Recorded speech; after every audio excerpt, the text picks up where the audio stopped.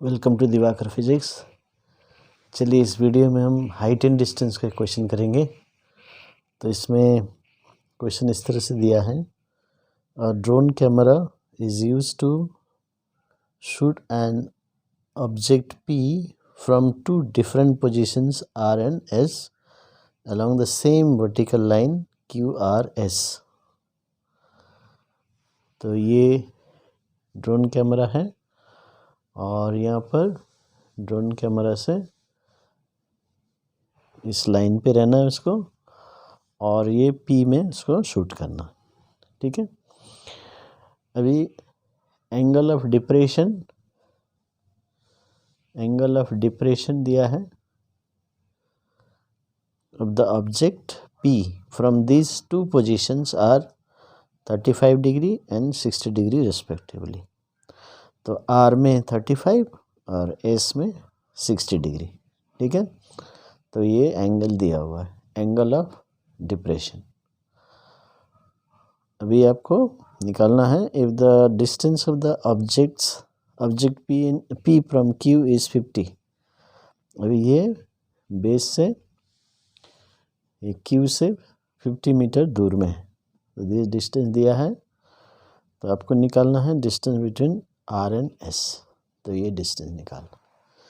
ठीक है, तो सबसे पहले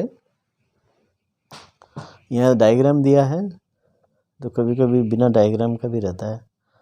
तो आपको समझना है एंगल ऑफ एलिवेशन और एंगल ऑफ डिप्रेशन। तो एंगल ऑफ एलिवेशन हमेशा आप नीचे से ऊपर देखेंगे। ठीक है, तो जैसे आप यहाँ पर हैं तो आप ये आपका आँख है। ठीक है, आँख का जो हॉरिजॉन्टल लाइन है और आप ऊपर की तरफ देखेंगे तो ये एंगल ऑफ एलिवेशन हो गया, एंगल ऑफ एलिवेशन। तो हमेशा एलिवेशन होता है ऊपर देखते हैं हम।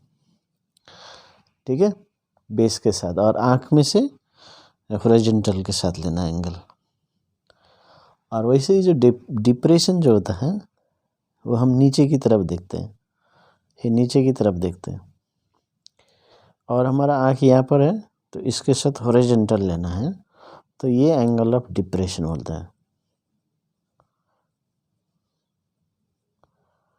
तो ये हमेशा याद रखें, एंगल ऑफ एलिवेशन में ऊपर देखना है, एंगल ऑफ डिप्रेशन नीचे देखना है।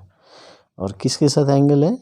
हॉरिजॉन्टल के साथ। दोनों देखिए, कभी कभी हम ये वर्टिकल के साथ ले लेते हैं तो गलत हो जाता है।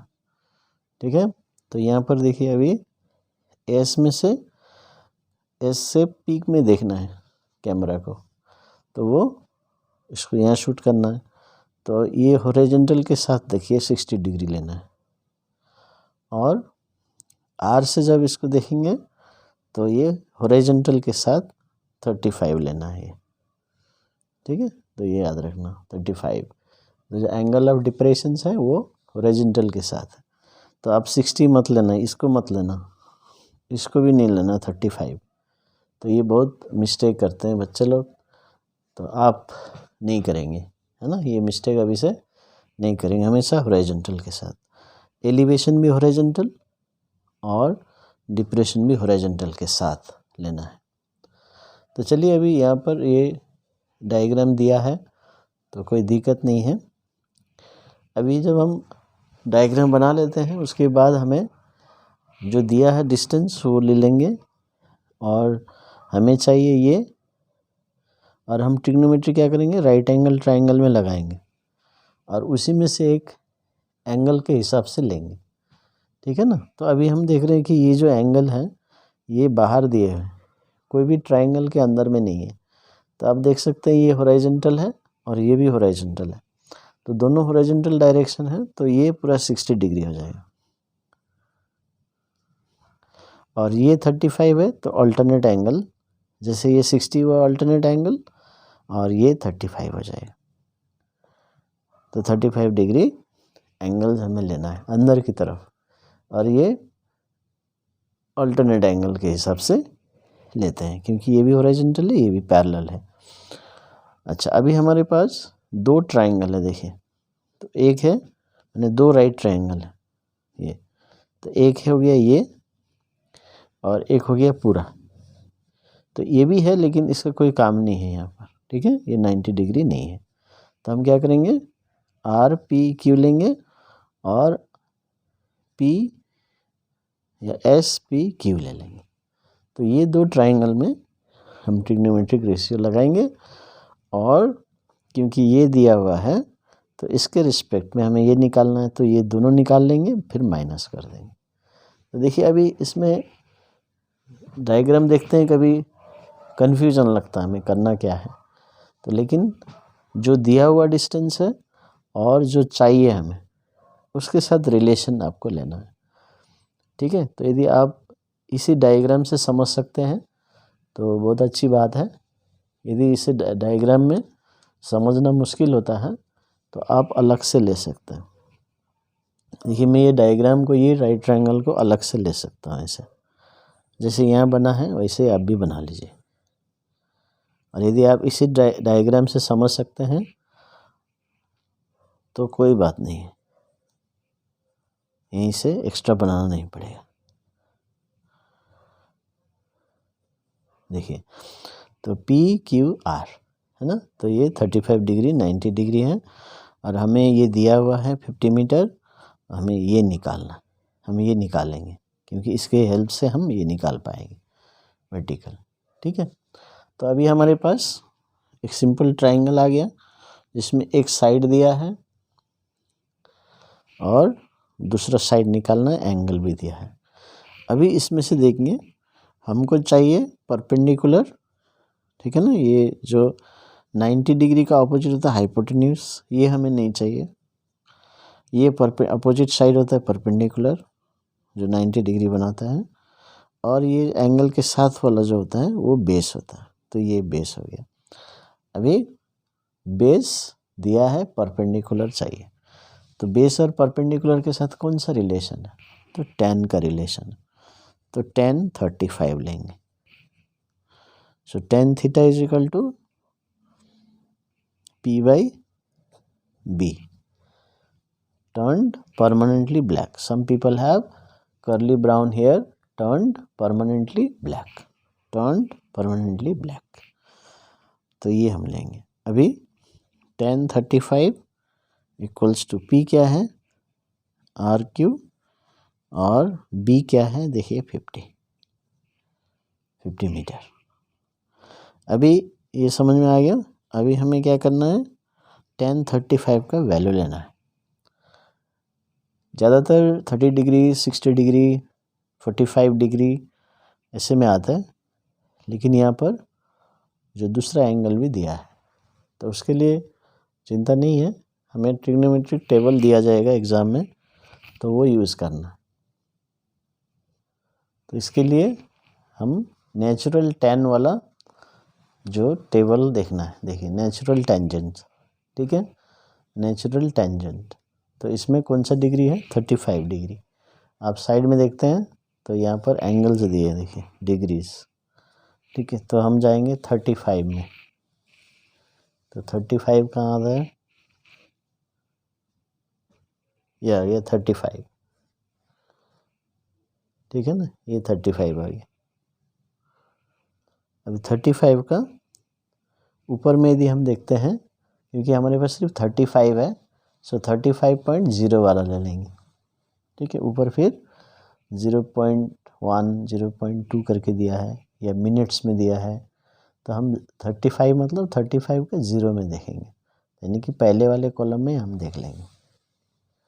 तो 35 का देखिए क्या है, 0.7002, तो ये हमारा वैल्यू है, ठीक है।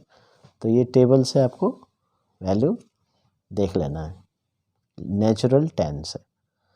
तो हम इसको वैल्यू लगा देंगे 0.7002, आर क्यू वही 50। तो अभी R Q is equal to 50 into 0.7002 हो गया, ठीक। तो ये आ गया, तो इसको मल्टीप्लाई करते हैं तो हमारे पास आ जाता है 35.01 मीटर।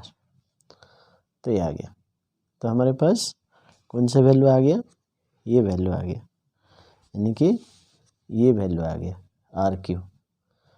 अभी हम दूसरा ट्राइंगल में जाएंगे। अभी दूसरा ट्राइंगल क्या है, ये SPQ। तो इसमें से फिर ये पूरा SQ हमें निकालना है, ठीक है। तो इसके लिए भी आप फिर से नया डायग्राम बना सकते हैं अलग से, आप चाहते हैं तो।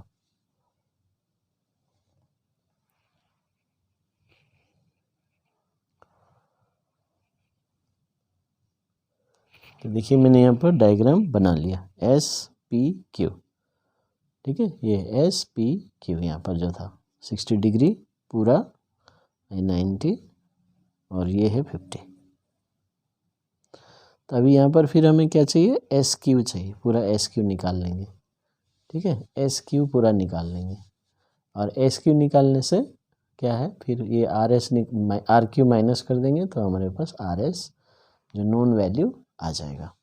तो यही है कॉन्सेप्ट। तो अभी हमें इस ट्राइंगल में ध्यान देना है, SQ कैसे निकालेंगे। तो इस एंगल के लिए ये परपेंडिकुलर है 90, इसके अपोजिट हाइपोटेन्यूज ये नहीं चाहिए और बेस दिया है। तो फिर परपेंडिकुलर बाई बेस हमारे पास फिर 10 का हम वैल्यू लेंगे, 10 60 इज इक्वल टू P/V। अब चाहे तो लिख सकते हैं इन ट्राइंगल SPQ, यहाँ भी लिख सकते थे इन ट्राइंगल RPQ, ठीक है। ये लिखने का आदत बना लीजिए, यदि नहीं भी लिखते हैं कोई बात नहीं है। अभी 10 60 ये होता है √3 और P हमको मालूम नहीं है, P क्या है SQ, तो SQ लिख दीजिए और B है 50। तो ये हो जाएगा SQ इक्वल्स टू 50 √3। अभी √3 का वैल्यू क्या होता है 1.7321। चाहे तो आप यदि आपके पास टेबल है ना, रूट ये 1060 का आप डायरेक्ट पॉइंट में भी लिख सकते हैं।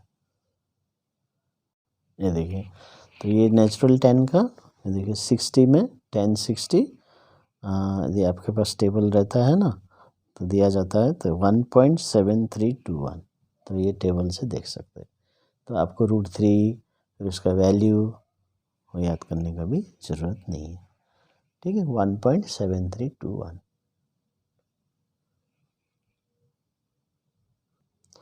देखिए यहाँ पर √3 के वैल्यू मैंने लगा दिया 1.7321, फिर इसको इंटू करना है तो ये वैल्यू आ जा रहा है, ठीक है। तो ये मीटर में, तो ये क्या है, ये पूरा वैल्यू है, ये पूरा SQ।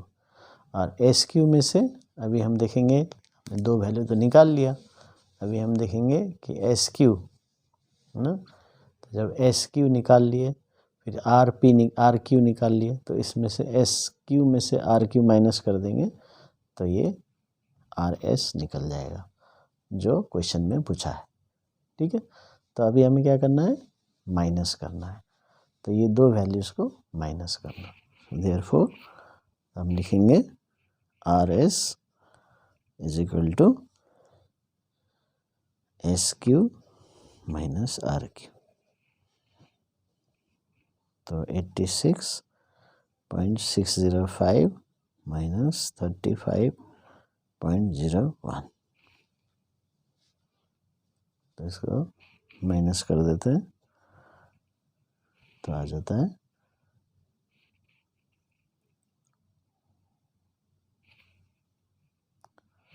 51.595, ठीक है। इसका 00 लिख दीजिए, फिर ये 50 0 माइनस 19 10 माइनस 19, ये 6 होता 5 हो गया, फिर 86 माइनस 35 51।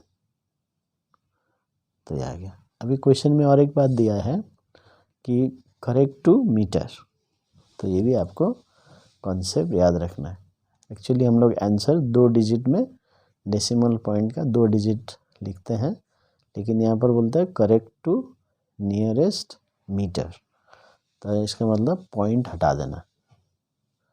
तो पॉइंट हटाने के लिए हम क्या करेंगे, राउंडिंग ऑफ करेंगे। तो 51.60 हो गया है, देखिए 5 हटाएंगे तो यहाँ 10 हो जाएगा, 10 मतलब 60, और 51.6 हो गया तो 52 लिख देंगे। तो 52 मीटर आंसर हो गया नियरेस्ट मीटर में। तो इस तरह से हमें सॉल्व करना है।